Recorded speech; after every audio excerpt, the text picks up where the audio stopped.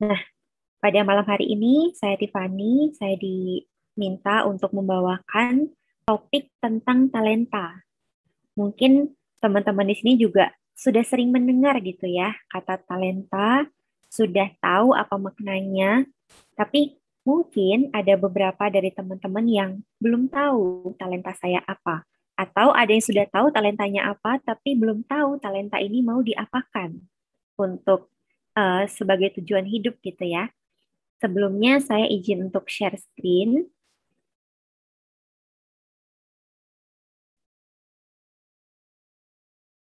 Apakah sudah kelihatan? Ya, Kak. Oke, Ya, Kak. terima kasih. Nah, jadi malam hari ini kita akan sedikit belajar tentang talent hunt gitu ya. Kalau tentang talenta itu mungkin sudah banyak yang mendengarkan juga, sudah banyak yang tahu juga, tapi saya mau coba ajak teman-teman untuk kupas lebih dalam tentang talenta itu, lalu bagaimana kita mengubah talenta kita menjadi satu tujuan hidup kita, salah satu tujuan hidup kita. Bagaimana mencapainya dan bagaimana sih untuk hidup dengan seimbang dengan talenta itu. Mungkin akan saya mulai. Nah, jadi ada tiga topik besar yang saya mau ajak teman-teman pelajari malam hari ini. Pertama, mengenal talenta dan tujuan. Kemudian bagaimana mencapai tujuan itu, dan yang terakhir, tujuan yang seimbang. Jadi bagaimana kita punya tujuan itu tetap bisa seimbang dalam berbagai aspek kehidupan kita. Nah, mungkin saya akan flashback sedikit gitu ya. Teman-teman sudah dapat sesi satu juga tentang mengenal diri, lalu melihat bagaimana diri kita itu begitu sempurna adanya karena diciptakan secitra dengan Tuhan gitu ya. Kemudian bagaimana kita itu setiap pribadi dicintai Tuhan dengan kelebihan dan kekurangan kita. Nah, ketika bicara tentang kelebihan dan kekurangan, kita juga akan berbicara tentang talenta, tentang apa kelebihan diri kita, tentang apa mungkin bakat kita, dan lain sebagainya. Nah, makanya saya akan masuk ke topik yang pertama, tentang talenta. Teman-teman mungkin sudah pernah mendengar ya, bahwa ada tes yang namanya tes minat bakat di dunia psikologi. Jadi biasanya kalau teman-teman yang mau lanjut kuliah, atau mungkin pengen tahu saya itu punya bakat apa, biasanya teman-teman akan mengambil tes yang namanya tes minat dan bakat. Nah, dua hal ini sering dipasangkan, tapi mereka ini sebenarnya tidak sama gitu. Hanya mirip-mirip. Nah, kalau bakat itu kita berbicara tentang satu ability, satu kemampuan yang natural, yang memang alamiah.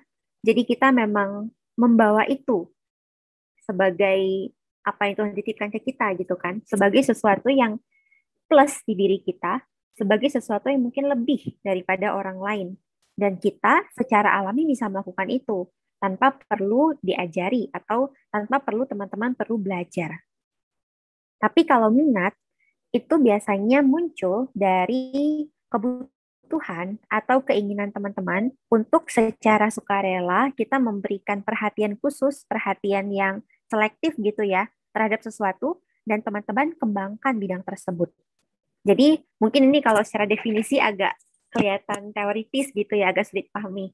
Tapi biasanya teman-teman merasakan ada sesuatu yang memang tanpa saya pelajari itu saya bisa. Misalnya ada teman-teman yang terlahir dengan suara yang bagus, suara yang merdu, tanpa perlu les segala macam ya naturally bisa nyanyi gitu. Tapi ada sesuatu yang memang membuat kita tertarik, membuat kita berminat, dan itu belum tentu kita punya bakatnya. Jadi kedua hal ini dia mirip-mirip. Keduanya bisa membawa teman-teman ke tujuan teman-teman, terutama dalam hal berkarir gitu ya. Tapi keduanya bisa jadi sesuatu yang berbeda.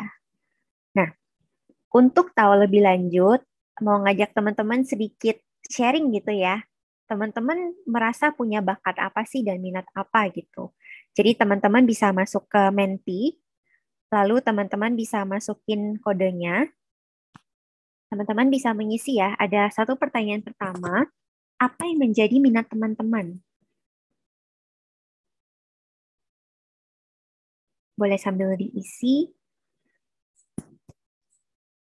Jadi teman-teman tampaknya punya minat yang berbeda-beda gitu ya. Tadi saya juga lihat video sharingnya, video talent, sangat menarik. Teman-teman mengambil challenge yang berbeda-beda gitu ya. Ada yang mungkin ngedit video, ada yang baca buku, bikin resensi gitu. Ternyata teman-teman punya minat yang berbeda-beda banget satu sama lain. Walaupun mungkin dari segi usia kurang lebih sama, tapi karena eksplorasi teman-teman, kemudian di lingkungan mana teman-teman bertumbuh dan berkembang, itu bisa sangat mempengaruhi minat teman-teman. Oke, masih ada yang mau mengisi? Saya bacakan beberapa gitu ya, jawaban sudah masuk.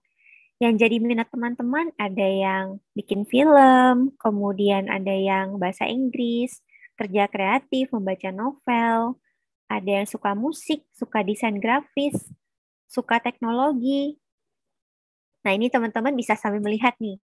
Wah, ternyata ada nih teman di sini yang kurang lebih minatnya sama. Jangan-jangan itu bisa jadi awal teman-teman bikin sesuatu bareng-bareng gitu. Sekarang kan zamannya kolaborasi gitu ya. Kalau kita nggak kolaborasi dengan orang lain, kita mungkin nggak berkembang gitu. Jadi teman-teman bisa sambil melihat minat teman-teman di sini, jangan-jangan ada yang punya minat yang sama. Oke, terus saya akan lanjut ke pertanyaan kedua.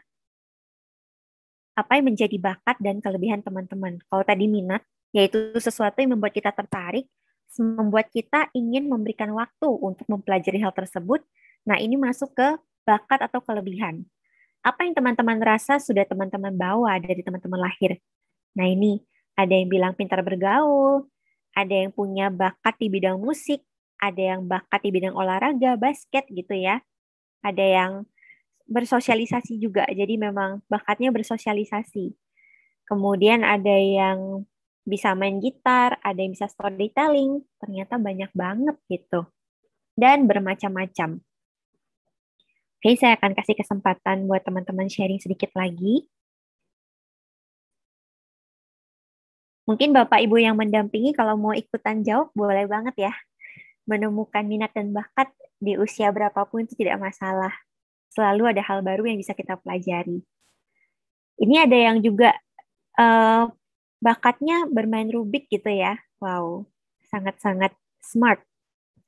Oke, saya akan balikin ke presentasi yang tadi. Sudah banyak mendengar sharing dari teman-teman gitu ya tentang minat dan bakat. Sangat menarik. Dan saya rasa ini hanya sebagian kecil gitu dari yang teman-teman punya sebenarnya. Saya percaya kalau teman-teman itu punya lebih banyak lagi minat yang mungkin belum terdiscover, belum teman-teman ketahui saat ini. Dan mungkin punya bakat juga yang terpendam gitu kan. Nah, jadi kita bisa melihat ya teman-teman, minat dan bakat itu mungkin sesuatu yang berbeda. Ada juga orang yang sama, dia mungkin punya bakat di musik, kemudian dia memang berminat di musik. Jadi cita-citanya mungkin jadi musisi gitu ya. Tapi itu juga bisa jadi sesuatu yang sangat berbeda. Dan itu nggak apa-apa teman-teman. Bahkan mungkin bisa aja berubah, bisa aja sama, bisa aja berubah. Dan itu nggak salah. Yang mau kita lakukan pada malam hari ini adalah mau berusaha menggali apa sih yang jadi bakat saya, apa yang jadi minat saya, dan tujuan saya mau kemana. Karena kan kembali ya, bahwa kita semua ini dititipkan kelebihan-kelebihan, talenta-talenta yang satu dengan orang lain itu berbeda. Fungsinya apa sih berbeda-beda? Jadi teman-teman bisa bayangkan bahwa kehidupan kita itu kan sangat kompleks ya, sebagai manusia di tengah-tengah masyarakat, di tengah-tengah orang-orang lainnya gitu. Kalau kita semua punya minat yang sama, punya bakat yang sama, dan cita-cita kita sama, itu jadi tidak bisa saling melengkapi. Bahkan sesimpel teman-teman belanja gitu ya, misalnya ke minimarket, teman-teman butuh kasir kan di situ. Untuk saat ini ya, karena kita belum secanggih mungkin di luar negeri, kita masih butuh orang untuk mengambil apa ya, apa yang kita belanja gitu, kemudian menghitung dan kita membayar kepada mereka gitu. Bahkan sesimpel itu. Nah, jadi kita malam hari ini mau sama-sama melakukan perjalanan ke dalam diri, melihat apa yang jadi kelebihan saya, apa yang jadi kekurangan saya, dan apa yang bisa saya lakukan gitu. Nah, kenapa ini penting sih? Kenapa sih harus bahas ini? Malam-malam lagi kan hujan-hujan gitu. Malam minggu lagi. Mendingan tidur atau jalan-jalan. Kenapa sih kita perlu berbicara tentang talent malam hari ini? Nah, teman-teman, sebagai manusia, kita itu dititipkan tadi ada talenta, ada bakat, dan tentu itu gunanya untuk kita mengetahui tujuan hidup kita. Untuk apa saya dilahirkan, untuk apa saya ditempatkan di tengah-tengah dunia. Dan tentu tujuan yang saya maksud adalah tujuan yang baik. Purpose yang tidak hanya untuk diri kita sendiri, tapi itu bisa berguna buat banyak orang, buat masyarakat sekitar kita, buat orang lain. Jadi satu tujuan yang apa ya, tidak hanya untuk diri kita, tapi bisa memberkati banyak orang. Nah, kalau kita nggak punya plan, kita bahkan nggak tahu tujuan kita gitu kan. Ini udah parah nih kalau belum tahu tujuan. Tapi kita bisa sama-sama cari gitu. Tapi lebih menakutkan lagi kalau kita punya tujuan, tapi kita belum tahu plannya bagaimana. Karena akhirnya itu bisa jadi hanya satu harapan doang. Bayangin teman-teman mau ke satu tempat gitu ya. Eh, udah di kendaraan nih, misalnya udah di mobil atau udah di motor. Saya mau pergi gitu. Lalu ditanya, mau kemana? Nggak tahu. Oke, nggak tahu. Akhirnya sudah tahu mau kemana, terus nggak tahu jalannya lewat mana. Teman-teman mungkin nggak relate ya, zaman nggak ada GPS gitu, nggak ada maps. Tapi saya sempat melewati masa-masa itu gitu kan. Mungkin Bapak dan Ibu yang di sini, yang kita seangkatan gitu bisa tahu ya, zaman kita belum segampang tinggal buka maps gitu, tinggal lihat Waze, lalu kita bisa mencapai tujuan. Nah, sama juga dengan perjalanan hidup teman-teman. Kita mau tahu kita nih mau kemana, kita itu mau jadi siapa gitu. Tadi sudah banyak yang sharing mau jadi apa di bidang ekonomi gitu kan, kayak Carol mau jadi pengusaha, ada yang mau jadi musisi, ada yang mungkin mau kerja di bidang lain juga. Itu kan tujuan-tujuan kita. Nah, kita juga akan membahas tentang bagaimana kita menuju ke sana. Nah, sebelum melanjutkan lagi, saya mau kasih satu gambaran bahwa teman-teman tadi saya memulai dengan istilah tes minat bakat gitu ya. Mungkin teman-teman juga pernah dengar, bahkan ada yang sudah pernah ikut gitu ya, untuk mengetahui minatnya di mana, kemudian bakatnya di mana gitu. Dan sebenarnya orang tua, pihak sekolah, mungkin orang-orang dewasa di sekitar teman-teman, itu sudah berupaya untuk mengarahkan teman-teman dalam pemilihan karir. Kan mungkin kalau saya bayangkan teman-teman itu usianya mungkin SMA gitu ya, SMA atau ada yang sudah kuliah juga mungkin, usia-usia remaja, dan teman-teman itu sedang dalam proses mempersiapkan karir. Salah satunya ya tadi, mungkin cara yang paling mudah adalah teman-teman diberi tes minat bakat. Nah, tapi apakah itu cukup? Ternyata, menurut Ali, pengarahan tadi mungkin teman-teman diajak untuk mentoring, diajak berbicara tentang cita-cita dan sebagainya, tapi semua pengarahan itu tidak akan efektif kalau teman-teman tidak mampu dan tidak berkeinginan untuk menjalankan peminatan yang disarankan. Misalnya nih, berdasarkan hasil tes gitu, kemudian saya mendapatkan bahwa, oh ya, saya ternyata punya bakat di bidang kedokteran. Tapi ternyata saya nggak minat sama hal itu. Saya nggak pengen belajar sama aja, itu tidak akan menjadi satu pengarahan yang efektif. Nah, suatu persiapan karir itu bisa menjadi efektif kalau misalnya kita punya kemampuan dan keinginan untuk menjalankan peminatan yang disarankan. Jadi kalau tadi pertanyaannya, yang mana yang lebih penting antara minat dan bakat gitu ya, jawabannya mereka berdua sama pentingnya. Mereka berdua sama pentingnya dan mereka berdua itu saling melengkapi. Nah, teman-teman mungkin masih ini ya, masih ngawang-ngawang gitu kayak gimana sih bedain minat sama bakat? Gimana sih menemukan minat dan bakat itu? Nah, ternyata kemampuan dan keinginan ini itu ada istilahnya teman-teman, dinamakan sebagai adaptabilitas karir atau career adaptability. Jadi, ini adalah suatu kesiapan diri dalam diri teman-teman masing-masing untuk berminat dan juga mampu untuk menjalankan suatu pilihan karir. Jadi kalau teman-teman kita berbicara tentang talenta, itu kan ujung-ujungnya ke ke karir, ke profesi, ke saya bisa berguna sebagai siapa, dan seterusnya. Nah, ketika berbicara tentang itu, teman-teman itu kan akan melewati banyak tahap ya. Dari mulai mengeksplorasi, saya ini apa, saya ini siapa, saya ini minatnya apa, saya ini bakatnya apa, saya punya kelebihan apa gitu kan, kekurangan saya apa saja, apa yang bisa saya perbaiki, apa yang tidak bisa saya perbaiki. Nah, dari proses eksplorasi itu, kemudian teman-teman kan nanti akan mulai menemukan, oh ya, saya cocoknya kerja di bidang ini, saya cocoknya kerja di bidang itu. Kemudian teman-teman akan mulai kerja, sampai akhirnya nanti teman-teman ada masa pensiun dan seterusnya. Nah, tapi satu pedoman dasarnya, satu hal yang membuat teman-teman bisa melewati semua tantangan di setiap jenjang karir itu adalah ini, karir adaptability. Dan ini saya percaya sudah ada dalam diri teman-teman masing-masing. Cuman tingkatannya itu masih berbeda-beda. Di sini kan ada 4 aspek ya. Ada concern, ada control, ada curiosity, dan confidence. Mungkin ada yang kontrolnya lebih tinggi, ada yang concernnya lebih tinggi, ada yang mungkin sudah bagus semua, ada yang masih rendah semua. Jadi semua aspek ini sesungguhnya sudah ada dalam pribadi teman-teman masing-masing, tapi yang mau saya lakukan malam hari ini adalah mengajak teman-teman untuk menyadari makna dari setiap aspeknya, sehingga teman-teman bisa lihat apakah dalam diri saya concern-nya sudah cukup tinggi, kontrolnya udah cukup tinggi belum, confidence-nya bagaimana gitu. Dan kita tahu bagaimana cara mencapainya. Ini adalah bekal kita untuk tadi mencapai tujuan kita. Nah, ini kan memang agak teoritis ya bagian ini teman-teman, karena akan menjadi dasar untuk pengetahuan teman-teman tentang talenta.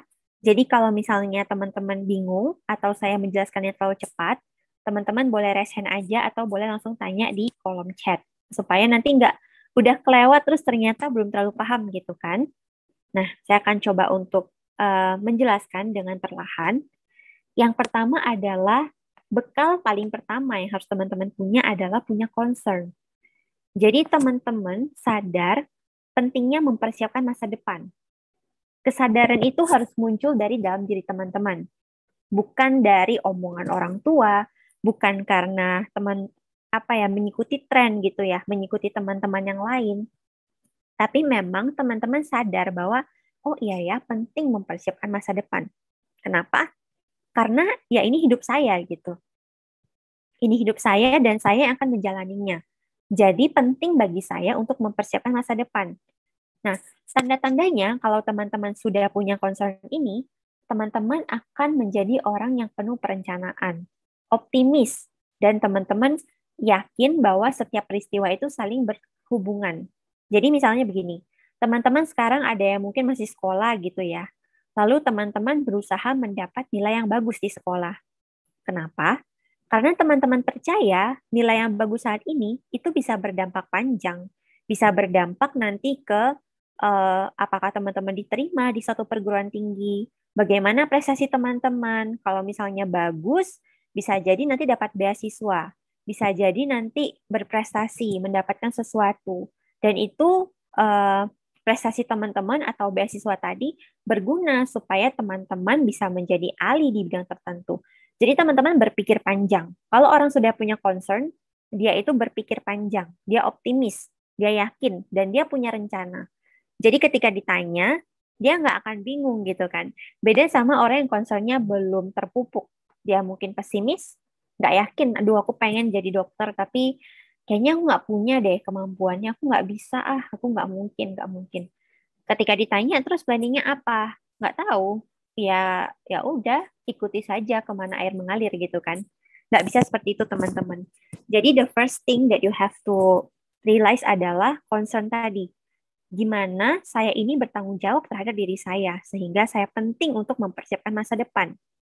Nah, lalu ini berkaitan dengan yang poin kedua, bekal keduanya, yaitu teman-teman punya kontrol tidak atas diri teman-teman sendiri.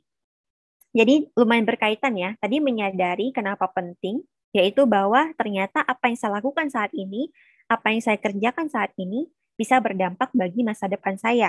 Sehingga saya perlu berhati-hati dengan masa sekarang, karena nanti akan ada dampak jangka panjangnya. Kemudian teman-teman sadar bahwa, oh iya ya, saya punya orang tua yang support banget, yang selalu ingatin saya untuk belajar, untuk mempersiapkan karir dengan baik, untuk mulai mikir mau kuliah di mana, dan lain sebagainya. Tapi itu semua kembali ke tanggung jawab saya. Semuanya kembali ke saya yang punya kontrol. Kenapa? Karena saya itu seorang remaja yang akan beranjak dewasa. Nanti yang akan menjalani hidup adalah saya, maka pilihan pun harus saya buat gitu kan. Nah, kalau teman-teman sudah sadar bahwa teman-teman punya tanggung jawab untuk membangun karir tadi, teman-teman sikapnya akan terlihat hati-hati, tegas, disiplin, nggak nunda-nunda. Kalau ada tugas, nggak yang, aduh satu episode drakor dulu deh, aduh push rank dulu deh gitu kan.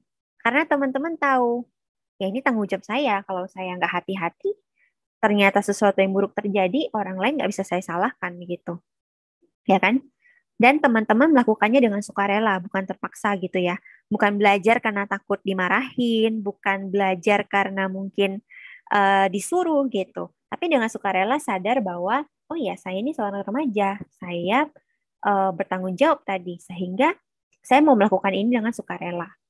Nah, bedanya kalau misalnya orang yang kontrolnya belum cukup bagus, dia akan penuh kebimbangan gitu kan. Karena dia belum sadar bahwa yang bertanggung jawab adalah dirinya sendiri. Sehingga yang terjadi dia bingung, dia menunda-nunda. Diminta berpikir gitu, ayo dek mau daftar kuliah kemana gitu kan. Bentar lagi udah pada tutup gitu. Aduh belum tahu, nggak tahu deh, terserah deh. Atau nanti melihat temannya, pokoknya yang paling banyak daftar kemana, ikut kemana. Nah itu ciri-ciri orang yang belum punya kontrol atau tanggung jawab tadi. Nah, kemudian yang ketiga adalah curiosity atau rasa ingin tahu. Jadi kalau teman-teman sudah sadar bahwa teman-teman punya tanggung jawab, biasanya teman-teman akan mulai explore. Tadi kan sudah pada tahu ya minat dan bakat, udah pada tahu kelebihan kekurangannya di mana. Mungkin ada yang sudah tahu dengan yakin, ada yang masih ragu-ragu, dan itu nggak apa-apa. Tapi paling tidak teman-teman sudah punya sedikit gambaran tentang diri teman-teman masing-masing. Dan teman-teman akan mulai mencari kecocokan diri teman-teman dengan dunia kerja. Oh ya, saya tuh suka sama hitung-hitungan. Saya suka sama yang ada angka-angkanya. Dan saya orangnya teliti. Saya mungkin cocok ya kerja jadi peneliti di bidang matematika misalnya. Jadi teman-teman mulai menilai nih, plus saya di mana, minus saya di mana, cocok nggak sih dengan satu pekerjaan. Dan itu nanti akan membantu teman-teman menemukan cita-cita. Nah, biasanya kalau rasa ingin tahu itu sudah terpupuk, kita itu akan semakin meningkatkan pengetahuan. Kalau misalnya kita sadar bahwa ada hal yang kita belum tahu, ya kita cari tahu. Jadi bukan yang kayak justru jadi excuse gitu ya. Kayak, aduh saya memang nggak bisa di sini karena saya nggak punya kemampuannya. Tapi juga teman-teman tidak melakukan apa-apa. Nah, teman-teman juga biasanya akan melihat kembali pengalaman lampau atau refleksi gitu ya. Melakukan refleksi, teman-teman lihat, oh ya, saya tuh biasanya nilainya bagus di bidang A. Saya nilainya kurang bagus di bidang B. Sehingga saya cukup percaya diri kalau saya akan sukses di bidang A. Dan teman-teman akan mencari kira-kira pekerjaan apa yang lebih cocok dengan bidang A tersebut.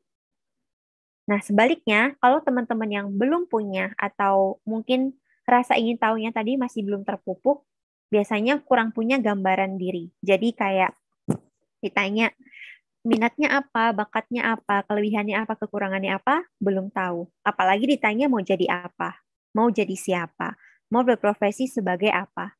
Itu akan jadi jauh sekali, akan sulit sekali. Tapi tadi saya lihat ketika di Menti ya, teman-teman sudah bisa jawab, itu satu tanda yang baik bahwa teman-teman sudah mulai mengenal diri teman-teman. Bahkan ada yang sudah dengan yakin gitu ya, saya A, saya B, dan saya mau C. Gitu. Kemudian, yang poin terakhir adalah confidence. Tadi dasarnya adalah dari poin-poin sebelumnya. Jadi ketika teman-teman sudah cukup mengenal diri, cukup mengeksplor dengan baik, teman-teman akan yakin pada kemampuan diri untuk bisa berkontribusi dan sukses di suatu bidang pilihan. Jadi prosesnya memang cukup panjang ya teman-teman. Dari kita harus sadar dulu gunanya apa, kita harus tanggung jawab dulu, kita harus mencari dulu, baru kita bisa yakin, oh ya saya mau menjadi seorang dokter misalnya. Oh ya saya mau menjadi YouTuber misalnya. Saya mau jadi influencer mungkin. Nah, ciri-cirinya adalah biasanya kita akan melihat dari pengalaman sukses kita, kemudian kita akan meningkat produktivitasnya. Kemudian kita juga akan semakin menerima diri bahwa oh iya ya, walaupun saya punya kekurangan, tapi saya punya banyak kelebihan. Nah, sebaliknya, mereka-mereka yang mungkin confidence-nya belum terlalu baik, akan ragu, akan muncul hambatan karir, nggak berani gitu. Diberi tantangan lebih besar, nah nggak dulu deh, jangan jangan saya deh, dia aja gitu kan. Lalu akan menghambat teman-teman mencapai tujuan. Begitu, teman-teman.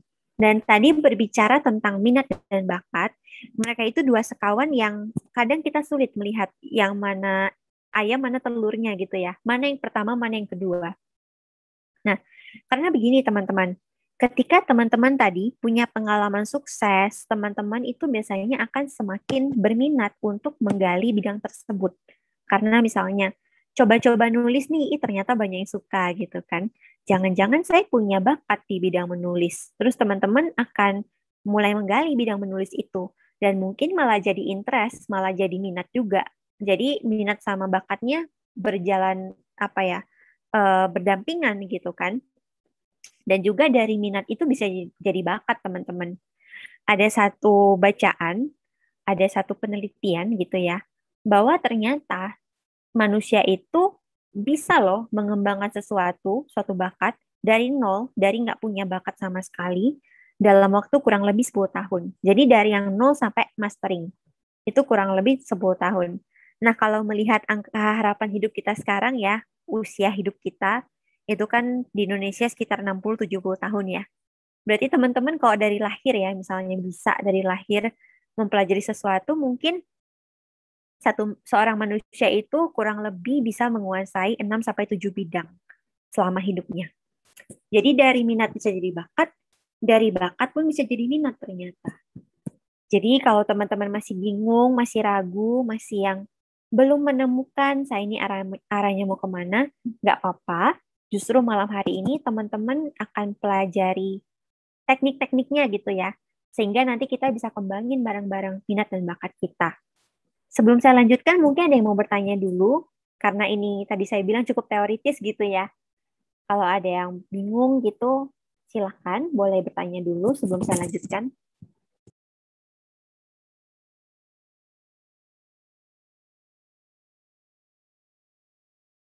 Oke, belum ada ya. Kalau begitu, saya akan lanjutkan dulu teman-teman ke bagian bagaimana kita mengembangkan atau mencapai tujuan tersebut. Nah, tadi saya udah berbicara tentang karir adaptability, yaitu tadi saya bilang sebagai satu kemampuan yang sudah ada dalam diri teman-teman untuk melewati fase-fase perkembangan karir teman-teman. Nah, jadi fungsinya adalah supaya teman-teman siap dan punya sumber daya untuk menghadapi tadi tugas perkembangan vokasional adalah tahap-tahap yang perlu teman-teman lewati. Dari mengenal diri, kemudian mengeksplorasi bidang pekerjaan yang possible untuk teman-teman, sampai akhirnya menetapkan nih, misalnya mau jadi guru. Mau jadi guru di mana, mau jadi guru apa, dan lain-lain. Lalu satu profesi itu belum tentu teman-teman jalani seumur hidup. Orang tuh bisa berganti profesi di tengah-tengah kehidupan mereka. Dan itu nggak apa-apa, itu sangat sah, sangat mungkin, sangat tidak masalah gitu. Kalau teman-teman lihat ya, dunia itu kan berkembang dengan sangat cepat teknologinya. Jadi orang bisa punya career changing experience gitu di tengah-tengah hidup mereka. Dan itu nggak apa-apa. Dari yang dulu mungkin ada orang yang suka apa ya, misalnya suka masak ya, suka masak. Kemudian karena ada platform YouTube gitu ya, kemudian jadi YouTuber, jadi acara masak gitu, banyak yang nonton. Itu nggak apa-apa kan? Ada perubahan karir di tengah-tengah, walaupun mungkin orangnya sudah berumur, sudah bukan remaja lagi. Jadi itu, yang penting adalah teman-teman paham konsep dasarnya dulu, bahwa ya ini adalah tanggung jawab saya sebagai manusia untuk menemukan tujuan saya. Dan tujuan itu bukan tujuan yang egois lagi-lagi. Tujuan yang bisa membantu banyak orang, bisa berguna bagi banyak orang. Nah, kalau teman-teman sudah kuat adaptabilitas karirnya tadi, teman-teman akan mudah untuk melewati semua tantangan yang ada. Karena tantangan tuh banyak loh teman-teman. Kalau kita lihat sekitar kita ya, ketika pandemi aja bisa tiba-tiba orang tuh dirumahkan, orang tiba-tiba tidak punya pekerjaan lagi. Tapi kalau teman-teman tadi adaptabilitas karirnya bagus, ya tentunya akan tidak mudah goyah. Teman-teman akan punya cara lain, punya plan B untuk menghadapi situasi yang sulit. Kira-kira begitu tentang adaptabilitas karir. Nah, lalu tadi kita berbicara tentang minat dan bakat gitu ya, yang akan membawa teman-teman ke tujuan teman-teman. Lalu bagaimana sih spesifiknya kita mencapai tujuan tersebut? Nah, ini ada beberapa poin-poin yang saya mau ajak teman-teman lihat. Yang pertama ada eksplorasi. Teman-teman sangat-sangat beruntung ada di usia sekarang, di usia remaja gitu ya. Karena ini adalah masa eksplorasi yang terbaik. Kenapa? Teman-teman punya tanggung jawab yang belum terlalu besar. Teman-teman belum berkeluarga gitu ya rata-rata. Belum berkeluarga, belum harus berpikir bagaimana menghidupi diri sendiri gitu kan. Teman-teman punya banyak waktu. Teman-teman punya banyak kesempatan, punya banyak teman. Lakukanlah eksplorasi. Kira-kira ada nggak sih sesuatu yang ternyata saya berbakat atau berminat tapi saya belum tahu? Eksplorasi ini pun sangat-sangat banyak ya cara untuk melakukannya. Kita bisa yang benar-benar eksplor nih, kemana melihat orang dengan profesi macam-macam, ikut workshop, mungkin ikut kelas-kelas tertentu, atau teman-teman bisa lakukan dari rumah saja gitu kan, lewat layar kaca, lewat internet. Teman-teman lihat, oh ya ternyata di belahan dunia sana ada loh profesi ini, pekerjaannya seperti ini loh, dan saya tertarik gitu. Jadi lakukan eksplorasi. Dan ini tidak terbatas teman-teman. Teman-teman bisa yang kayak, eh aku tertarik nih misalnya dengan dunia psikologi, terus karena sudah kenal dengan saya gitu, mau ngobrol, ayo gitu. Mau ngobrol tentang psikologi itu apa, kemudian bagaimana misalnya kuliah psikologi dan seterusnya. Jadi bentuk explore ini sangat banyak. Nah, setelah explore dan kita menemukan minat kita atau menemukan sesuatu yang menarik, apa yang kita lakukan? Ya kita coba. Kita coba lihat apakah saya cocok di bidang ini. Mungkin teman-teman ambil short course gitu ya, ambil kursus yang singkat. Teman-teman lihat ini benar-benar sesuatu yang ku mau nggak? Benar-benar cocok nggak dengan kepribadian saya? Kemudian, kalau sudah seperti itu, teman-teman sudah yakin, teman-teman bisa bikin planningnya. Oh ya, saya misalnya mau jadi bidan gitu kan. Mau jadi bidan, sekolahnya apa saja?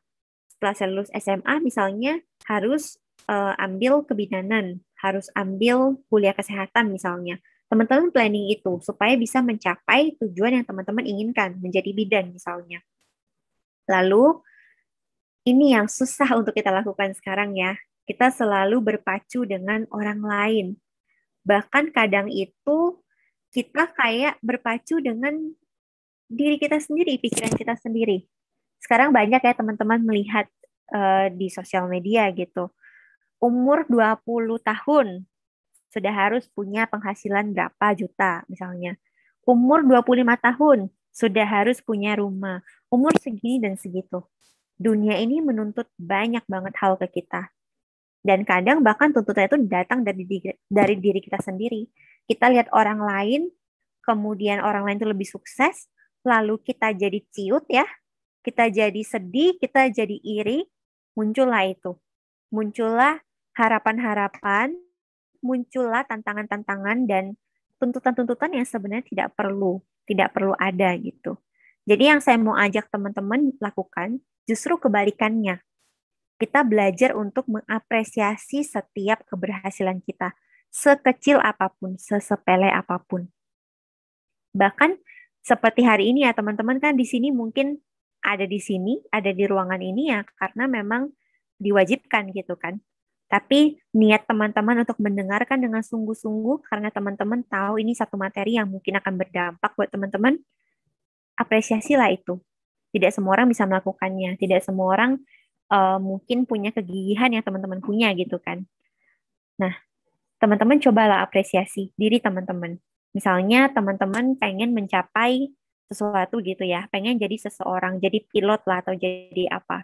Lalu yang baru bisa teman-teman lakukan adalah misalnya baca buku tentang pilot atau nonton video tentang pilot. Nggak apa-apa, itu adalah satu langkah ke depan gitu kan. Bahwa teman-teman betul-betul pengen itu dan teman-teman melakukan sesuatu. Walaupun kelihatannya sepele, belum bisa yang benar-benar ikut kursus atau apa, nggak apa-apa. Apresiasilah itu. Setiap kemajuan teman-teman. Bahkan kayak teman-teman sekarang mungkin ada yang belum tahu ya di sini. Belum tahu mau jadi apa, belum tahu mau kuliah apa gitu. Nah, ketika teman-teman bersungguh-sungguh aja dengan nilai-nilai teman-teman di sekolah, dengan prestasi teman-teman, karena teman-teman tahu itu akan membawa kebaikan. Itu sudah satu hal yang bisa kita apresiasi. Lalu yang selanjutnya perlu teman-teman lakukan adalah balance. Yang sulit dilakukan remaja juga ya, karena kan kalian punya energi yang luar biasa, kalian kadang tuh sibuk banget, sampai kalian lupa untuk ada hal-hal lain yang perlu ditumbuhkan, yaitu mungkin dari segi apa ya, psikologisnya gitu, gimana teman-teman merawat diri teman-teman, melakukan self love, self care gitu ya. Dari segi rohani gimana? Walaupun aku percaya sih di sini teman-teman sudah cukup mampu untuk membuat semuanya itu seimbang. Tapi jangan lupa gitu. Jangan sampai kita kejar satu hal, kemudian yang lainnya berantakan. Ada nih misalnya contoh, teman-teman merasa punya bakat di bidang musik atau di bidang olahraga. Lalu teman-teman memang mengembangkan bidang tersebut, tapi sampai mengesampingkan misalnya tugas belajar teman-teman sebagai student gitu ya, sebagai siswa di sekolah, tugas sebagai anak di rumah, itu kan juga nggak sehat. Jadi yang mau saya ajak adalah gimana teman-teman itu seimbang, bertujuan tapi juga seimbang, tidak melupakan kewajiban teman-teman yang lain. Dan yang terakhir, untuk mencapai tujuan, kadang kita itu susah kalau berjalan sendirian. Maka kita perlu orang lain. Kita perlu orang yang bisa kita percaya, entah itu orang dewasa di sekitar kita, orang tua, mungkin keluarga gitu ya, mungkin guru, atau kalau teman-teman memang perlu punya mentor yang memang bisa mengarahkan teman-teman, carilah orang itu. Carilah orang yang bisa teman-teman ajak diskusi, yang support apa yang teman-teman mau, dan bisa menunjukkan jalan untuk ke sana. Yang secara apa ya? Secara jujur memberitahukan tantangannya juga, bukan yang kayak sugar coating gitu ya. Oh, ini pasti baik-baik aja kok, pasti gampang kok dan seterusnya. Tapi yang betul-betul percaya kalau teman-teman akan mencapai titik itu gitu. Memang ini mungkin tidak mesti orang tua gitu ya, teman-teman bisa temukan di mana saja, bahkan mungkin di gereja ini gitu ya. Di persekutuan teman-teman bisa menemukan satu orang yang kira-kira bisa jadi mentor teman-teman. Karena perjalanan mencapai tujuan itu perjalanan tidak mudah. Mungkin seumur hidup gitu. Bahkan ketika teman-teman sudah mencapai titik yang teman-teman mau, biasanya ada lagi level yang berikutnya. Nah, jadi ini beberapa hal yang teman-teman perlu perhatikan untuk mencapai tujuan atau cita-cita teman-teman. Kembali ke talenta, ya kan? Kita sudah tahu punya talenta ini, lalu mau kita apakan, lalu sekarang kita berbicara tentang bagaimana kita membuat talenta itu menjadi satu yang berguna, tidak hanya untuk diri sendiri, tapi untuk banyak orang. Kemudian ini adalah bagian paling utama ya dari workshop ini. Jadi memang saya berusaha tidak terlalu banyak teori gitu teman-teman, karena kita mau banyak praktek di sini. Ini yang banyak orang melewatkan proses ini, sehingga pada akhirnya tidak bisa mencapai tujuan yang seimbang. Tapi bersyukurlah teman-teman karena malam hari ini kita sama-sama mau belajar tentang satu purpose yang seimbang, satu tujuan yang seimbang. Tadi kalau teman-teman lihat clue dari saya ya, saya selalu bilang bahwa tujuan yang baik itu tidak egois. Dia tidak hanya untuk diri sendiri, tidak hanya untuk kekayaan, tidak hanya untuk supaya saya bisa makan gitu ya. Tapi ada satu tujuan yang beyond itu. Nah, ini teman-teman yang saya maksud. Kalau kita lihat mungkin pusing ya, kayak aduh banyak tulisannya gitu. Tapi kalau kita teliti, di setiap bagian ini ada satu pesan penting gitu. Sebelum kita mencapai titik tengah ini, sebelum mencapai tujuan kita, ada banyak hal loh yang bisa saya perhatikan. Yang pertama, kita bisa melihat apa yang saya mampu. Tadi kita udah banyak berbicara ya tentang bakat. Saya ini kemampuannya di mana? Saya ini bakatnya apa gitu. Lalu kita tadi berbicara tentang ini, what I love to do. Minat saya apa?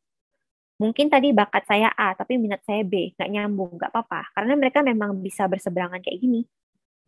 Lalu, kalau kita udah mulai lebih spesifik lagi ke cita-cita, kita mulai berbicara tentang apa yang bisa membuat saya dibayar. Karena kan kita pengennya profesi ya, kita secara profesional dibayar gitu kan, untuk hidup, untuk mungkin orang tua kita juga gitu. Kita berpenghasilan untuk bantu orang tua dan seterusnya. Lalu, semakin keluar dari diri, kita melihat apa sih yang dunia butuhkan. Apa yang dunia butuhkan. Dan itu kita bisa ambil dari sini. Apa yang kita alami dalam kehidupan sehari-hari. Kita melihat sekitar kita. Oh ya, lagi corona. Banyak orang susah makan misalnya. Dunia ini mungkin butuh uluran tangan kita dalam bentuk makanan. Ya kan? Bisa jadi itu. Bisa jadi hal lain. Jadi kita melihat masing-masing lingkaran ini berbicara tentang hal yang berbeda. Tapi ternyata mereka itu semua punya titik temunya, teman-teman. Jadi misalnya, saya nggak akan jelasin semua gitu ya. Tapi teman-teman bisa lihat misalnya, saya punya bakat di bidang A dan bidang itu ternyata bisa membuat saya dibayar, itu bisa jadi satu profesi yang bagus gitu. Karena saya dibayar untuk sesuatu yang memang saya mampu melakukan. Nah, terus ada juga orang yang memang punya minat tertentu gitu ya. Misalnya minatnya pelayanan. Kemudian dia melihat bahwa dunia memang membutuhkan pelayanan. Bisa jadi satu misi. Jadi semua ini ada titik temunya. Dan nanti lebih dalam lagi ketika tiga lingkaran ini bertemu, bisa jadi motivation, willingness, contribution, dan seterusnya. Tapi yang mau kita capai adalah purpose di tengah ini. Bahwa satu tujuan yang baik, saya bilang tadi, kalau bisa teman-teman, bisa mengcover semuanya. Tapi tidak perlu seseimbang ini teman-teman. Ini kan idealnya seperti ini. Idealnya adalah semuanya bisa baik, bisa seimbang. Tapi kan namanya hidup gitu ya, kadang nggak seideal ini.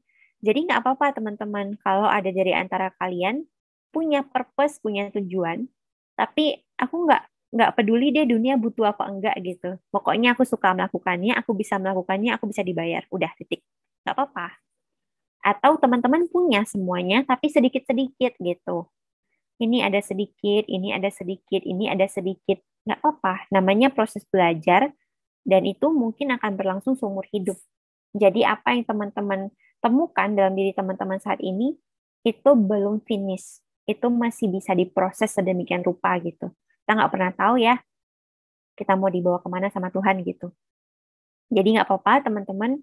Malam hari ini yang saya mau ajak teman-teman lakukan adalah, kemarin saya sudah titip juga ya ke Bu Siska, kalau bisa di print ada lembar ini, jadi Finding Your Purpose. Kalau teman-teman nggak sempat ngeprint atau nggak bisa ngeprint, nggak apa-apa, kita gambar aja. Saya mau ajak teman-teman ambil waktu sekitar 15-20 menit. Kita akan menggambar ini, teman-teman boleh dibuat masing-masing. Saya juga sudah menyediakan kertas, saya juga akan buat gitu ya, menemani teman-teman di sini. Kita gambar, lalu teman-teman bisa mengisi bagian-bagian luar ini. Apa yang saya cintai, apa yang bisa membuat saya dibayar, apa yang dunia butuhkan, apa yang saya mampu melakukannya. Nah, yang diisinya bagian luar-luar ini. Nanti kita mungkin bisa menemukan di tengahnya apa yang kira-kira bisa jadi tujuan saya. Ini bisa macam-macam ya teman-teman. Kalau teman-teman sudah spesifik tahu istilahnya atau tahu profesinya, boleh ditulis misalnya, saya itu bakatnya berhitung, atau saya bakatnya di bidang masak, atau misalnya kalau belum terlalu spesifik, saya itu sukanya sama hal-hal yang berbau sastra, tapi belum tahu kemana. Penulis kah? Atau mungkin pembuat naskah film kah? Atau apakah? Atau penulis puisi kah? Nggak apa-apa. Tuliskan semampu teman-teman. Jadi itu yang akan kita lakukan sekitar 15 menit sampai 20 menit ke depan gitu ya. Sebelum kita nanti akan ada sharing dan mungkin akan ada Q&A juga. Mungkin seperti itu yang akan teman-teman lakukan saat ini. Ada yang mau ditanyakan dulu kah? Oke, kalau all good, teman-teman bisa sambil mulai ya. Boleh sambil menggambar. Kalau yang sudah ada di print lebih baik lagi gitu. Teman-teman boleh sambil ambil waktunya.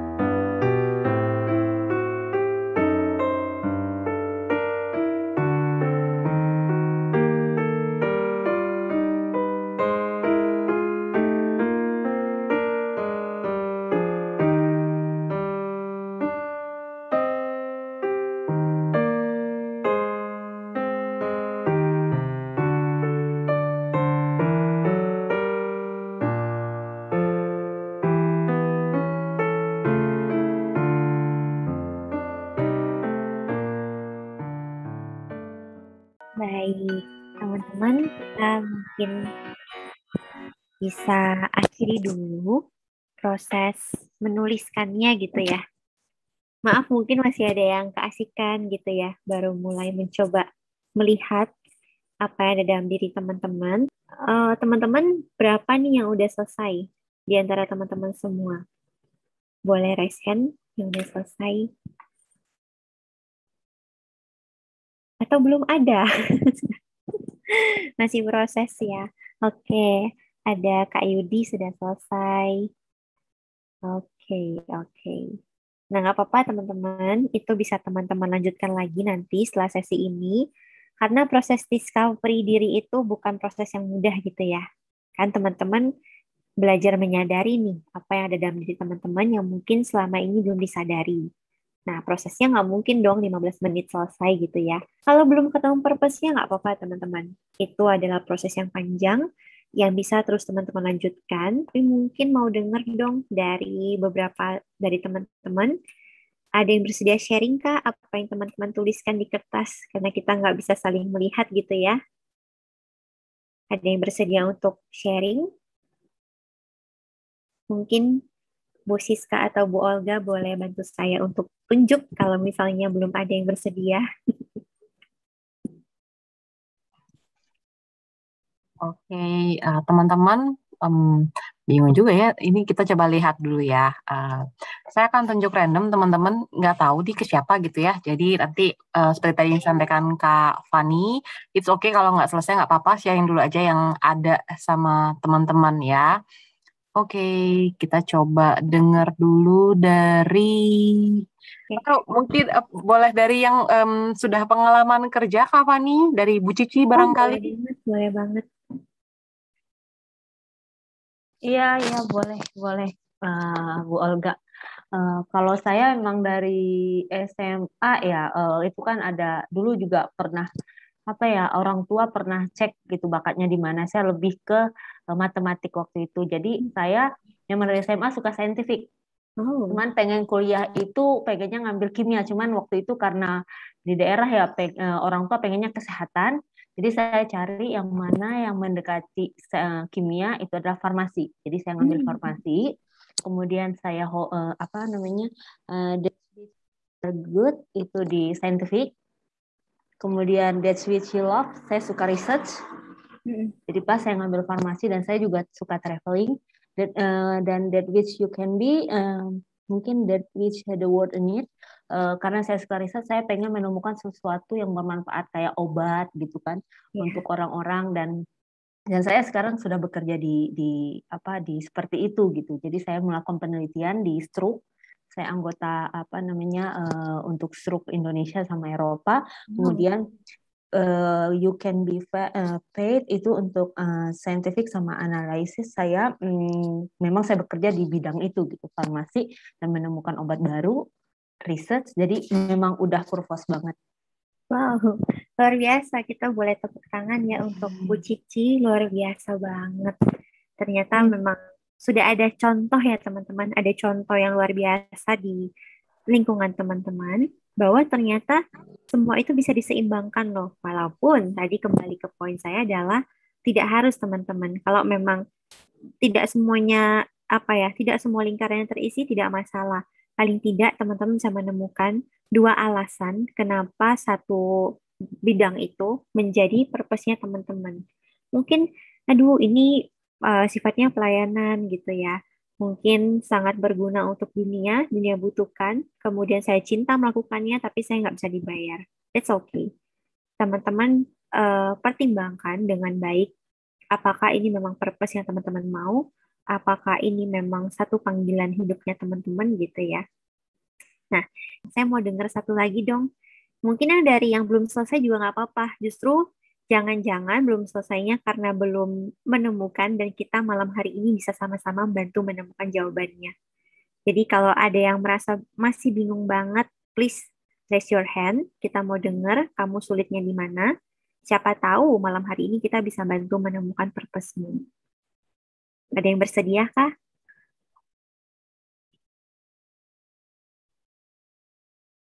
Gak apa-apa ya, kita sama-sama belajar di sini. Kalau misalkan tunjuk satu lagi gitu atau Boleh, ini boleh. ini ya Kak, coba ya. Kalau dari Neil Justin, bersediakan Neil untuk sharing? Iya Kak, saya beberapa udah keisi tapi ada yang belum. Oke, Oke. gimana tuh? Mungkin That Which You Love-nya, saya kadang kalau lagi nggak ngapa-ngapain suka ngedit video. Terus That Which You Are Good-nya bisa ngedit juga, cuman masih belajar. Jadi Mm-mm. mungkin passionnya jadi ngedit video. Editor ya. Iya. Oke, nice.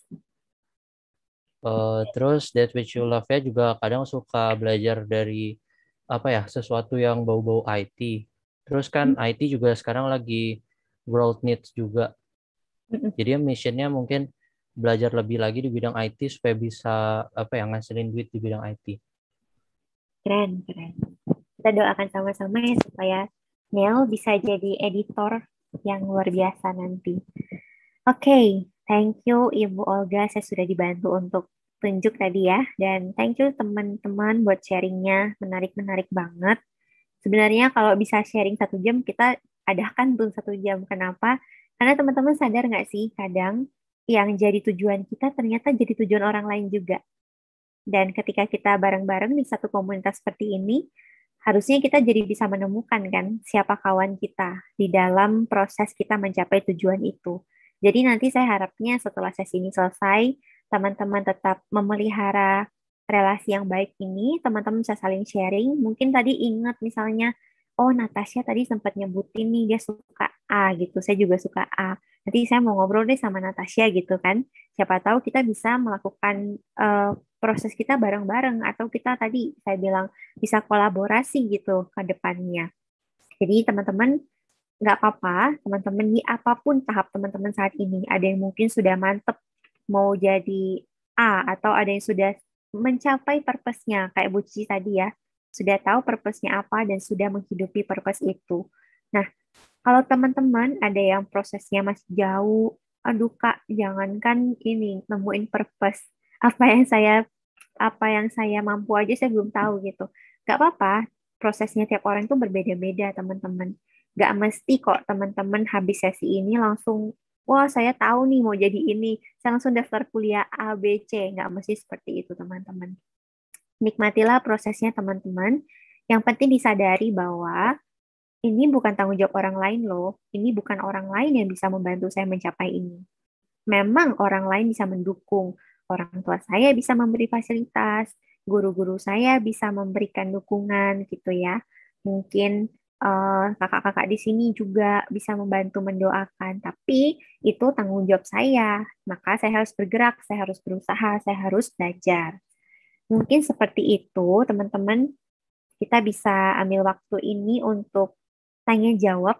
Kalau misalnya ada teman-teman yang masih belum jelas baik dari segi materi tadi atau kalau misalnya teman-teman belum bisa melakukan workshop yang tadi ya, kegiatan kita tadi, teman-teman masih bingung, masih ada yang bertanyakan, saya welcome banget gitu. Silahkan teman-teman.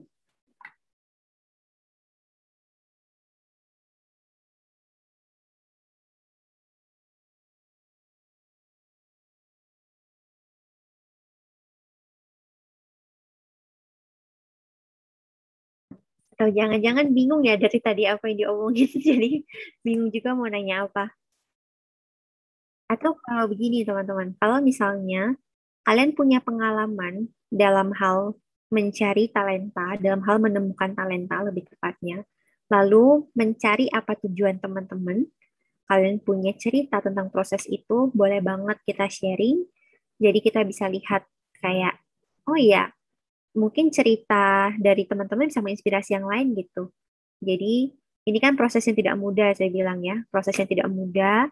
Kadang dalam prosesnya itu kita sendirian, kita rasanya sendirian.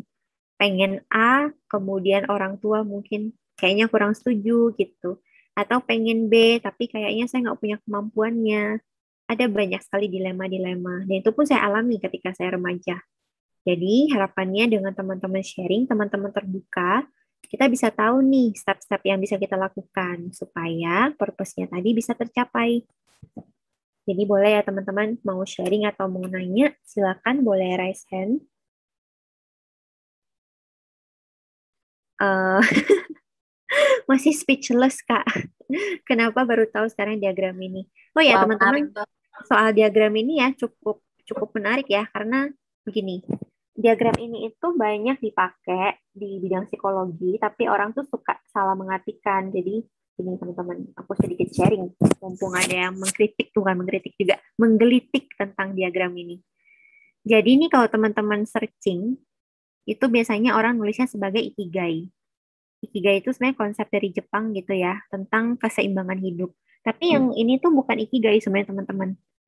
Tapi gini, pertama, eh, orang ini, peneliti ini, dia itu menggunakan diagram ini, cuma dia itu sebelumnya mempelajari ikigai, lalu dia mengembangkan namanya ini sebenarnya, kalau nggak salah ya, fan purpose deh kalau nggak salah.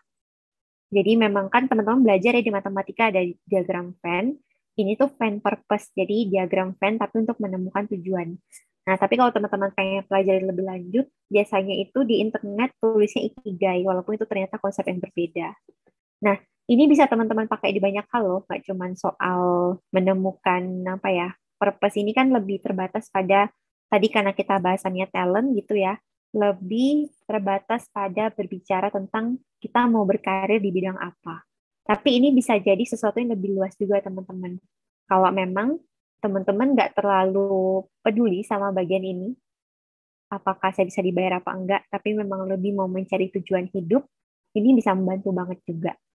Dan seperti yang aku bilang tadi ya, mungkin 15 menit buat gambar tuh belum cukup. Kayaknya baru mikir gitu. Tiba-tiba udah disuruh sharing. Jadi teman-teman nanti ambil waktu sendiri di tempat yang mungkin lebih tenang. Teman-teman bisa refleksi lebih dalam. Pengalamanku selama ini bagaimana? Aku bagusnya nilai-nilaiku di mana? Dan seterusnya. Dan tadi ada poin kalau butuh mentor ya jangan jangan apa ya, jangan membatasi diri, jangan seolah-olah itu teman-teman harus sendirian terus.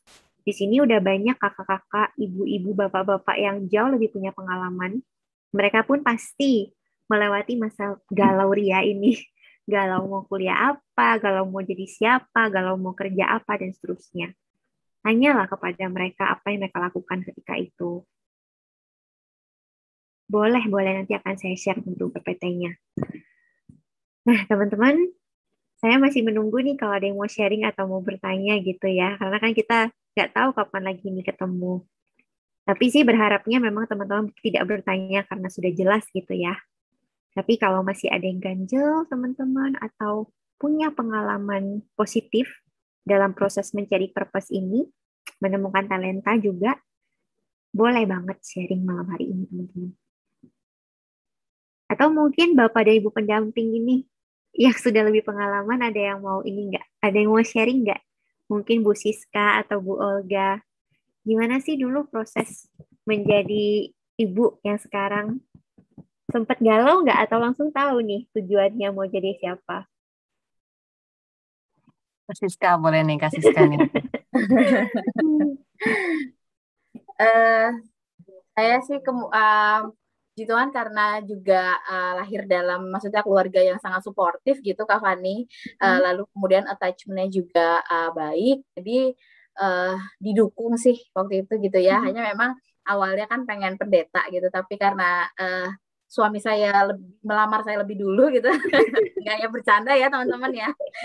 Maksudnya karena satu dan lain hal, kemudian akhirnya saya memang ke pendidikan dan sekarang kemudian ada di tengah-tengah DKI Kota Wisata. Tapi memang menarik sih, seperti yang Kak Tiffany katakan, dari muda gitu ya, mungkin ini buat nanti teman-teman dan terutama buat teman-teman yang nanti sudah mau lepas CD, lalu nanti mau mikir-mikir mau ambil bagian apa nih di gereja, mau ngapain nih gitu ya, itu kenali aja sih kita sukanya apa. Kan kalau dulu saya emang selalu suka ngomong di depan, akhirnya kalau di gereja dari muda gitu, oh setiap ada MC, oh Siska, oh setiap ada apa, oh Siska gitu.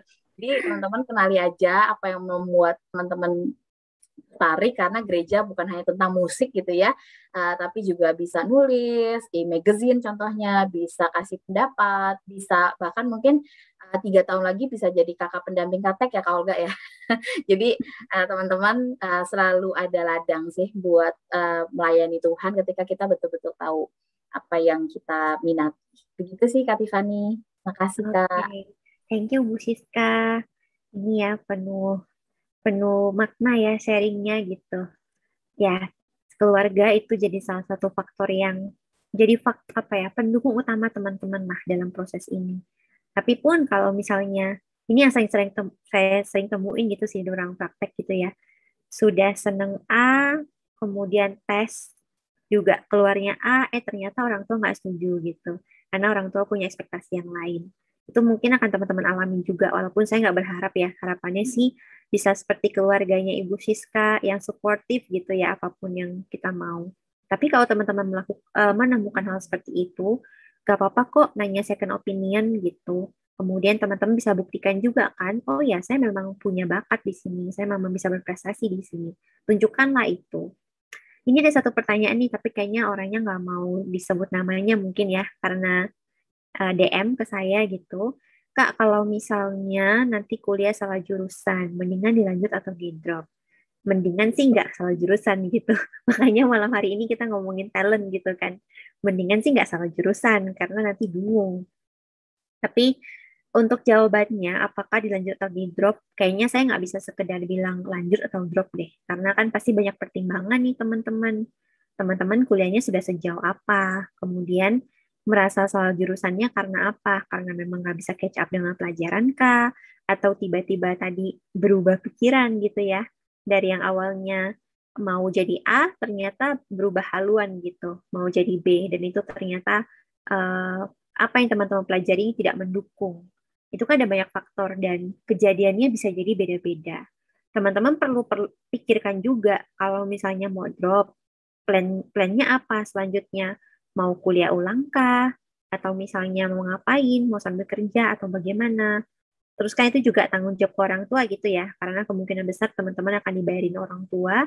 Bagaimana pertanggungjawaban biaya yang sudah dikeluarkan? Apalagi kalau teman-teman ternyata kuliahnya nggak di kota nih, misalnya nggak di kota tempat kalian tinggal, tapi merantau, itu kan ada plus-plus budgetnya lagi buat tinggal dan lain-lain. Jadi saya rasa sih nggak bisa ya saya jawab malam hari ini kayak, oh ya drop aja atau dilanjut aja. Perlu pertimbangan, perlu diskusi dengan orang dewasa juga di sekitar kalian. Tapi yang paling pasti teman-teman, saya tuh selalu percaya ya teman-teman, apapun yang kalian pelajari itu tuh suatu hari akan berguna. Bahkan kadang kita mikir kan, aduh di umur segini deh, kita ingat-ingat kembali pelajaran SD, hafal-hafalan gitu, kayak apa sih gunanya gitu. Tapi ternyata setiap proses pendidikan itu kan membentuk pola pikir kita, membentuk bagaimana kita merespon terhadap berbagai situasi. Jadi ada sesuatu yang kita pelajari. Jadi pun nanti teman-teman kalau one day merasa salah jurusan, belum tentu loh teman-teman terus nggak bisa mencapai purpose-nya teman-teman. Cuman kembali ya, kalau bisa sih dicegah teman-teman, jangan salah jurusan. Nanti banyak waktu yang terbuang, banyak waktu yang lebih baik teman-teman pusing sekarang, dipikirin betul-betul, mumpung kalian punya tenaga, mumpung kalian punya waktu, mumpung kalian itu masih ada orang yang bisa diajak diskusi. Karena ketika kalian sudah dewasa nanti, proses diskusi itu bisa jadi lebih berkurang karena banyak keputusan yang harus kalian ambil sendiri gitu. Jadi sebelum masuk ke situ, di sini sudah ada banyak senior-senior gitu ya, yang sudah pernah kuliah juga, boleh bertanya, gimana sih supaya nggak salah jurusan, gimana sih yakin mau kuliah A dan B dan seterusnya. Mungkin seperti itu ya jawaban saya. Semoga cukup menjawab. Kita masih punya waktu ya sepertinya, Bu Siska dan Bu Olga. Teman-teman ada yang mau bertanya lagi kah? Atau ada yang mau sharing? Ya, ya Ibu. Semoga saya nggak terlalu tua untuk sharing. Nggak apa-apa dong Ibu. Karena saya tergolong yang waktu SMA itu orang yang bingung juga gitu. Dapat memilih jurusan, dan pada waktu itu akhirnya saya melihat apa yang jadi tren. Waktu itu kan trennya itu ya, lagi booming itu udang windu gitu. Sehingga akhirnya saya pilih jurusan perikanan. Ya dulu sih memang nggak kayak sekarang gitu ya, ada banyak sarana kita bisa mengetahui minat dan bakat kita gitu kan. Tapi memang di tengah jalan saya merasa salah jurusan di saya gitu kan. Tapi ya saya jalanin terus. Ini memang seperti tadi Kak Fani bilang, Kak Fani juga nggak bisa menyarankan kan kalau misalnya ada yang merasa salah jurusan, terus apakah perlu mencari kuliah lagi atau enggak. Kalau pengalaman saya sendiri, kita tidak perlu sedih gitu kalau memang ternyata akhirnya salah juga gitu. Kalau misalnya sudah memilih, yakin, tapi di tengah jalan merasa salah, nggak perlu sedih gitu. Itu bukan sebuah kesalahan, bukan dosa. Kita jalanin aja, karena tadi seperti Kak Fani juga saya setuju bahwa proses belajar kita, belajar formal kita itu adalah proses pembentukan pola pikir kita gitu. Saya justru malah menemukan arah saya ketika sudah 2 tahun kerja, saya baru tahu bahwa minat dan bakat saya dan arah saya itu adalah mengajar gitu. Jadi setelah 2 tahun kerja, saya pindah ke mengajar di sekolah gitu. Tapi itu sih pengalaman saya yang pasti saya sih berharap nggak dialami oleh teman-teman katekisan ya, karena sarananya udah lebih banyak lah gitu mengetahui itu. Tapi satu poin mungkin karena saya sebagai orang tua, mungkin seringkali kan terjadi pertentangan gitu ya, anak punya minat apa, kepengen kemana, tapi orang tua nggak setuju gitu.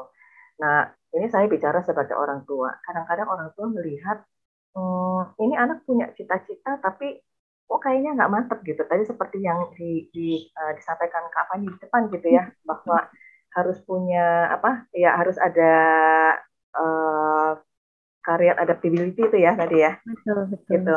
Jadi kalau kita melihat anak itu mantep, ya nggak tahu ya, tapi sih saya pikir orang tua akan melihat gitu. Kalau pilihan jurusan itu mungkin aneh dan nggak sesuai, tapi melihat anaknya mantap, ya akhirnya orang tua akan mendukung juga gitu. Contohnya anak saya yang kedua. Anak saya yang kedua itu pilih jurusan tuh aneh gitu. Dia pilih jurusan forensik. Wow. Gitu. Jurusan forensik sekali ya Bu ya. Aneh gitu buat saya gitu. Saya dan suami saya juga merasa aneh dia pilih itu gitu kan. Sementara kita tahu dia itu punya bakat dan senang sekali melukis gitu. Tapi dia begitu kuat keinginannya, dan saking kuatnya itu dia cari semua informasi tentang jurusan forensik sampai ke negara-negara, dia cari tahu terus bagaimana hubungan alumninya segala macam, padahal dia belum masuk kuliah waktu itu. Dia tahu ini ikatan alumninya begini-begini. Jadi dia semacam presentasi gitu di depan orang tua, meskipun kita sebenarnya nggak minta gitu ya, dia presentasi, tapi dia presentasinya begini-begini. Terus kalau kita tanya pasti dia bisa jawab gitu. Saya waktu itu tanya, kamu Theo suka melukis tapi kok milihnya forensik sih gitu. Dia punya argumen juga gitu. Loh, forensik itu harus punya kemampuan kemampuan visual gitu. Jadi kita udah nggak bisa jawab lagi gitu, nggak bisa nanya lagi gitu. Ya sudahlah, kita dukung karena dia punya kemampuan yang sangat kuat gitu. Seperti itu sih, mungkin sharing aja. Jadi ya teman-teman kalau memang punya keyakinan dengan minat dan bakatnya, buat juga orang tua kalian tuh yakin gitu. Kadang-kadang sebenarnya kan orang tua kan menginginkan yang baik ya buat anaknya ya. Ada kekhawatiran lah gitu ya. Itu saja. Terima kasih Kak Fani. Ibu luar biasa banget sharingnya gitu ya. Ternyata teman-teman bukan di sekitar kita tuh banyak yang bisa kita tanyain prosesnya. Dan teman-teman nggak sendiri kok, nggak perlu terlalu khawatir gitu ya. Oke, tadi saya juga sempat baca sharing Bu Olga ya. Saya juga milih jurusan S1, sudah dipikirkan dan didoakan. Tapi pas di dunia kerja masih merasa salah jurusan juga. Kenapa dulu nggak ambil jurusan ini tuh ya? Tapi saya percaya nggak ada yang kebetulan sih. Ya, saya juga percaya banget gitu ya teman-teman. Nggak ada yang kebetulan. Apapun proses teman-teman, yakinlah kalau memang itu tuh ada maknanya buat hidup teman-teman gitu. Dan ada satu quote yang tadi saya bilang yang saya suka banget, yaitu bloom wherever you are planted. Jadi dimanapun teman-teman ditaruh, dimanapun teman-teman ditanam gitu istilahnya, kalau teman-teman tuh bunga ya, mau di tanah yang seperti apapun, tumbuhlah, mekarlah gitu. Mekarlah menjadi versi terbaik teman-teman. Artinya apa? Kondisi apapun yang teman-teman hadapi, entah nanti salah jurusan lah, tidak salah jurusan, ya harapannya sih tidak salah jurusan gitu. Tapi kalaupun teman-teman merasa tersesat di tengah jalan gitu, kayak, aduh kayaknya bukan ini deh yang saya mau, aduh kayaknya bukan ini deh panggilan saya, nggak apa-apa, jadilah versi terbaiknya teman-teman, itu sih. Dan sekarang, tadi Bu Uti juga udah bilang ya, platform tuh banyak banget teman-teman, bahkan sekarang nih, kalian masih SMA misalnya, tapi mau ngambil mata kuliah gitu di perguruan tinggi di luar negeri secara online, itu bisa banget banyak course yang ditawarkan. Dan itu banyak yang dulu kan harganya masih mahal-mahal ya. Sekarang course kayak di Udemy itu bisa yang akses seumur hidup 100.000 gitu kan. Kalian nabung-nabung uang jajan itu bisa dapet gitu daripada kita beli sesuatu yang mungkin kurang ada manfaatnya. Jadi kita nih udah beda beda generasi ya teman-teman. Walau saya mungkin kelihatan masih muda, tapi generasi kita udah berbeda gitu. Zaman saya seumuran kalian itu masih terbatas informasi. Kita belum se apa ya, belum sebanyak ini pilihannya. Dan kalian dari lahir mungkin udah yang kayak lebih kenal sama internet, lebih kenal sama gadget gitu. Harusnya lebih punya banyak peluang untuk tadi berjaga-jaga supaya tidak salah jurusan. Tapi salah jurusan bukan akhir dari segalanya ya teman-teman. Kalian kan bisa kuliah umur berapapun. Saya punya paman yang dia sudah menikah, sudah punya anak satu, anaknya masuk S1, dia masuk S1 juga. Nggak ada kata terlambat buat belajar. Gitu ya teman-teman. Ada satu pertanyaan mungkin penutup. Ini juga DM. Kak, kalau dikasih pilihan untuk ngorbanin mental health untuk dapatin pekerjaan atau karir yang menjanjikan, atau lebih baik yang sebaliknya, Kak, dengan pekerjaan kurang tapi mental health aman. Wah, menarik banget ya ini. Aduh, teman-teman. Ini saya coba jawab dengan analogi aja gitu ya, teman-teman. Jiwa dan raga kita, kan manusia itu kan punya jiwa, raga, dan rohnya gitu ya. Ada tiga bagian. Kalau teman-teman badannya sakit, teman-teman bisa kerja nggak? Kemungkinan besar tidak kan. Kita akan izin, kita nggak akan kerja, kita mungkin akan butuh istirahat. Nah, badan kita sama apa ya, apa sih namanya, psike itu, jiwa kita, itu kan sama gitu. Mereka itu butuh perhatian yang sama besarnya. Tidak ada satu yang lebih penting daripada yang lainnya. Memang betul bahwa nanti ketika kita udah nggak ada gitu kan, badan jasmani kita kan ya udah kembali ke tanah gitu. Nah, justru kan berarti lebih penting lagi dong kalau kita menjaga kesehatan jiwa. Masa sih teman-teman mau mengorbankan itu untuk ya memang mungkin kelihatannya nanti dapat uang lebih banyak, pekerjaannya keren gitu ya. Tapi kalau teman-teman terus sakit-sakitan, teman-teman nggak punya damai sejahtera, apa mau kayak gitu? Aku balikin aja sih kayak gitu teman-teman. Mungkin bisa jadi perenungan masing-masing. Dan ini salah satu hal yang real ya, kata Bu Olga. Dilema banget sekarang. Betul, karena memang ada, tadi saya sempat singgung juga, bahwa orang itu berlomba-lomba, seolah-olah itu semua orang tuh lagi kayak dalam satu lomba yang nggak ada akhirnya gitu. Wah, dia punya HP lebih baru nih daripada saya harus kerja lebih keras biar punya HP itu. Bahkan kadang orang tuh udah nggak mikir yang logis lagi, nggak pakai kerja, pakai ngutang gitu kan. Pinjaman online, nanti yang dicari tuh seluruh keluarganya, sanak saudaranya dihubungin.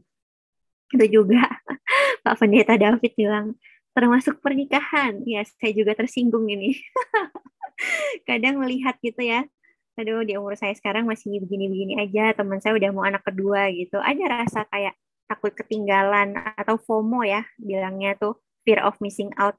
Takut kalau ketinggalan zaman gitu. Orang udah punya ini dan itu, kita masih gitu-gitu aja. Tapi lagi-lagi teman-teman, percaya aja sama waktunya Tuhan. Aduh, kayak ini bukan part saya sih buat ngomong kayak gini, tapi benar teman-teman, percayalah timeline kita tuh beda-beda. Kembali ke analogi bunga ya, saya suka banget analogi bunga. Bayangin nggak sih teman-teman kalau semua bunga di dunia itu, atau semua pohon deh lebih gampangnya, semua pohon yang berbuah itu tumbuh dan berbuah di saat yang bersamaan dan tidak berbuah di saat yang bersamaan. Jadi misalnya musim panen semua buah tuh panen bareng, terus semua buah tidak panen di musim tertentu dan itu bareng-bareng. Terus letak keunikannya di mana gitu kan? Letak value-nya di mana? Nah, justru karena bunga dan buah itu berbuah dan berbunganya di musim yang berbeda-beda, jadi dia punya value kan. Misalnya di sekarang, oh ini musimnya pohon mangga gitu, besok musimnya pohon duren berbuah gitu. Makanya dia punya value kan, kita nanti-nantikan tuh. Bentar lagi musim duren, bentar lagi musim mangga. Gitu sih teman-teman. Jadi nggak apa-apa kok jadi unik, nggak apa-apa kok ketinggalan. Yang penting kita maju terus gitu, nggak mundur ke belakang. Itu sih. Mungkin begitu teman-teman. Karena tinggal 1 menit, saya kembalikan kepada MC. Di mana Kak MC-nya? Oh ya, masih terima bersama kasih, kita.